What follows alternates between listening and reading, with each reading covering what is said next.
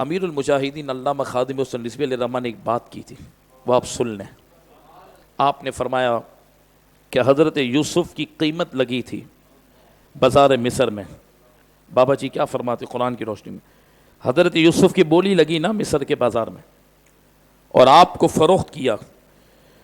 فرمایا اللہ رب العالمین اپنے نبی کے لیے کتنی غیرت فرماتا ہے، یہ توجہ، اللہ اپنے نبی کے لیے کتنی غیرت فرماتا ہے کہ جب حضرت یوسف کی بولی لگی، اللہ کو اتنا ناپسند ہوا کہ رب پھر ایسا قحط لے کر آیا 7 سال تک۔ پتہ ہے کیسا قحط لایا؟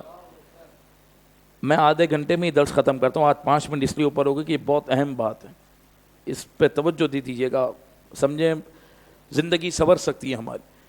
قحط کیسا آیا پتہ ہے؟ قحط ایسا آیا کہ پہلے سال لوگوں نے مال دے کر حضرت یوسف سے غلہ خریدا، اناج، پھر مال ختم ہوا تو پھر وہ اپنی سواریاں لے کر آئے، پھر وہ سواریاں بھی ختم ہو گئی، 1 بائی 1 آپ اندازہ لگائیں، پھر وہ زیورات اور گولڈ جو ان کے پاس موجود تھا وہ لے کر آئے حضرت یوسف کے پاس، اور اناج 1 سال کا لے کر گئے، یہ 3 سال میں یہ بھی ختم ہو گیا۔ پھر انہوں نے اپنے مکانات بیچے، پھر حضرت یوسف علیہ السلام سے غلہ خریدا، پھر ایسا ہوا کہ اپنی اولادوں کو حضرت یوسف کے ہاتھوں پر بیچا اور 1 سال کا اناج خریدا، اور آخری سال تو یہ تھا کہ اپنے آپ کو بھی بیچ دیا، اور پھر اناج کے لیے آئے کہ بھوک ہے، بھوک، اپنے آپ کو بھی بیچ دیا۔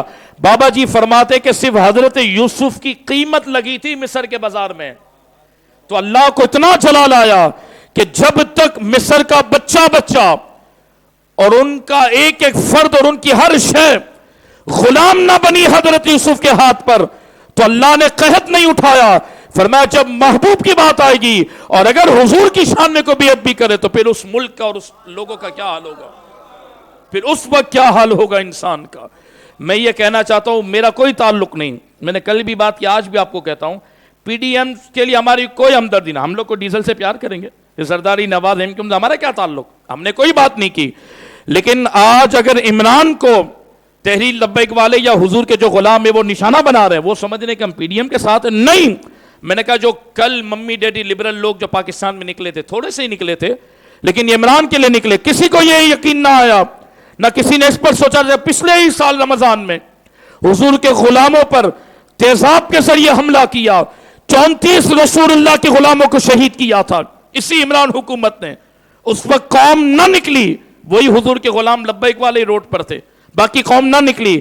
کل عمران کو بچانے کے لیے پوری قوم روڈ پر تھی، فوج کو بھی گالیاں دے رہے ہیں۔ اب میں اپنی فوج کو یہاں کہنا چاہوں گا کہ تحریک لبیک پر تو آپ فوراً ایکشن لے لیتے ہیں، حالانکہ انہوں نے تو ہمیشہ آپ کے لیے دعا کی، اور ہمیشہ آئندہ بھی اگر خدا نہ خواستہ پاکستان پر کوئی برا وقت آیا تو لبیک والے آپ کے ساتھ کھڑے رہیں گے۔ لیکن باجوہ صاحب کو بھی گالیاں دی کل پورے پاکستان کے اندر، کوئی ایکشن نہیں ہوا ان لوگوں کے اوپر، فوج کو کھلی گالیاں دی، کسی نے کوئی ایکشن نہیں لیا۔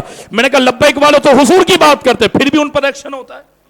آپ بتاؤ کل قوم روڈ پر آئی، حالانکہ 2-4 ہزار لوگ تھے، 2-4 ہزار ادھر تھے، 2-4 ہزار، ان سے کیا ہوتا ہے؟ لیکن یہ جو لوگ نکلے تھے، کیا خدا کا عذاب نہیں آئے گا؟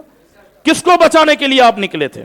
ہم پی ڈی ایم پر بھی لعنت کرتے ہیں، ہمارا ان سے بھی کوئی تعلق نہیں ہے، ہم تو ہر اس شخص سے لعنت کرتے ہیں جو اللہ رسول کا دشمن ہے، جو حضور کا دشمن ہے وہ ہمارا دشمن ہے، ہمارا کوئی تعلق نہیں ان لوگوں سے بھی۔ یہ مطلب نہیں کہ ہم ان کی ہماری کسی جماعت سے کوئی تعلق نہیں، ہم حضور کے چاہنے والے ہیں، ہم لبیک والے۔ آپ کے لیے پیغام یہ تھا کہ حضرت یوسف کی قیمت لگی تھی، صرف آپ کا بازار میں سودا ہوا، اللہ کو اتنا برا لگا، اللہ اتنا ناراض ہوا کہ 7 سال تک قحط آیا۔ بتاؤ اس ملک کے اندر رسول اللہ کے نام کے نعرے لگانے والوں پر، ختم نبوت کی حفاظت کرنے والوں پر گولیاں ماری گئیں، ان پر تیزاب ڈالے گئے، 34 سے زیادہ انہیں شہید کیا گیا، تو کیا خدا کا عذاب نہیں آئے گا؟ اب بھی قوم ہوش کے ناخن لے۔ اور آپ حضرات کو بھی میرا پیغام یہ تھا کہ اگر آپ کے بھی کسی دل کے کونے میں عمران کے لیے کوئی نرمی ہو تو حضور کی ناموس کو سامنے رکھنا، ہماری کسی کے لیے کوئی نرمی نہیں۔ کیوں بھول جاتے ہیں؟ ہمیں جسے ماننا ہے حضور کی وجہ سے ماننا ہے۔